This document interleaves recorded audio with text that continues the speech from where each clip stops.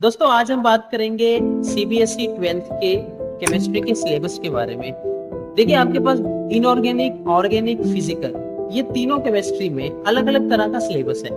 पहले लेसन की बात करें तो सॉल्यूशन, इलेक्ट्रोकेमिस्ट्री, केमिकल काइनेटिक्स। तो ये जो तीन लेसन है, इन तीनों के तीनों लेसन ये न्यूमेरिकल बेस्ड चैप्टर्स हैं। अगर आपके न्यूमेरिकल पे शॉर्ट ट्रिक्स पे कमांड है, कैलकुलेशन फास्ट आपको करनी आती है, तो आप ये तीनों लेसन इजीली सॉल्व कर सकते हैं। कुछ शॉर्ट ट्रिक्स यूट्यूब पे अवेलेबल है, कुछ कैलकुलेशन फास्ट करने के तरीके हमारी वीडियोस में हमने आपको समझाए हैं, वहां जाकर आप इन सबको देख सकते हैं। अब मेन बात हमारे पास आती है ऑर्गेनिक केमिस्ट्री के बारे में, जो कि सबसे इंपॉर्टेंट है। ऑर्गेनिक केमिस्ट्री के लिए आपको बेस पता होना चाहिए। जो हमारा बेस है ऑर्गेनिक का, नॉमेनक्लेचर है, रिएक्शंस हैं, वो सारी नॉलेज आपके पास होनी चाहिए। उसके बेस पे हम ऑर्गेनिक केमिस्ट्री में अच्छा स्कोर कर सकते हैं। ऑर्गेनिक केमिस्ट्री के कितने चैप्टर हैं? Haloalkanes, haloarenes, alcohol, phenols, ether, aldehyde, ketone, carboxylic acid. और कौन कौन से चैप्टर्स हमारे पास हैं? नेक्स्ट हमारे पास आता है अमाइंस वाला लेसन, जिसमें नाइट्रोजन के कंपाउंड्स हैं।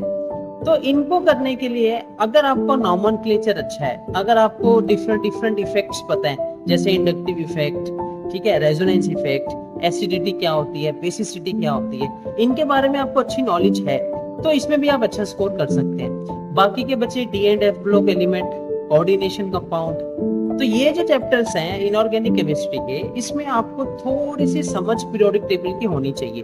सबसे पहले तो आपको डी एंड एफ ब्लॉक करने के लिए आपको डी एंड एफ ब्लॉक याद होना चाहिए। तो उसके लिए बहुत सारे निमोनिक्स आपको दिख जाएंगे, जैसे डी ब्लॉक के शक्ति वक्रम, फिकोनिकोजिन, ऐसी यट्रिम जिरकोनियम वाली जो अपने पास 4D सीरीज है, उसमें हम बोलते हैं यू जरा निर्भय मोदी, थके नहीं रुके नहीं राह में, पहाड़ पर आगे चढ़े। ठीक है, फिर ऐसे लेंथेनोइड्स वाली लाइन है, ला हफ्ता वरना रईस ओसामा इरफान पीटेंगे और हंसेंगे। तो ऐसे शॉर्टकट हमने निमोनिक्स बना रखे हैं आप सबके लिए, तो इन सबको आप देख सकते हैं। इलेक्ट्रॉनिक कॉन्फ़िगरेशन बनाना सबसे important, D and F block में electronic configuration very very important. अगर आप वो बनाते हैं तो आपको पता लगेगा कितने अनपेयर्ड इलेक्ट्रॉन है, किसमें कितनी ज्योमेट्री बन सकती है, हाइब्रिडाइजेशन किसकी कितनी हो सकती है। तो ये सब हम करेंगे उसमें। और मेन लेसन हमारा बचता है कोऑर्डिनेशन कंपाउंड, वो तो आपको डी एंड एफ ब्लॉक से ही आएगा। कोऑर्डिनेशन कंपाउंड करने के लिए भी आपको डी एंड एफ ब्लॉक आना चाहिए, इसलिए पहले आपको डी एंड एफ करना है, फिर कोऑर्डिनेशन कंपाउंड्स की तैयारी करनी है।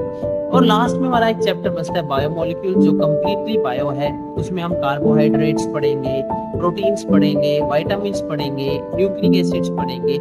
ये सब चैप्टर्स करने के बाद अच्छे से इनको रिवाइज करके उसके बाद हमें ईच चैप्टर के PYQs को सॉल्व करना है। प्रीवियस ईयर क्वेश्चन से हमें इतना मस्त आइडिया मिलता है, क्योंकि अब देखिए आप सब्जेक्टिव पेपर तो है नहीं कि आप सब्जेक्टिव ही आने वाला है। आपको असर्शन रीजनिंग के क्वेश्चन आएंगे, केस स्टडीज के क्वेश्चन आएंगे, ठीक है, MCQs आएंगे। 40% जो आपका सिलेबस है वो इसमें इंक्लूड होगा, 60% के आपके सब्जेक्टिव आएंगे। तो इन सब चीजों को आप अच्छे से समझ करके करिए। तो ये वीडियो आपको इन्फॉर्मेशन देने के लिए था आपके सिलेबस के बारे में। हम टाइम टाइम पे यूट्यूब पे अपने लेक्चर्स डाल रहे हैं, शॉर्ट ट्रिक्स डाल रहे हैं, उनको आप अच्छे से समझ करके याद करना शुरू कीजिए। दावे से हम बोल सकते हैं 70 मार्क्स का पेपर है, 65 प्लस नंबर आप आसानी से ले आएंगे।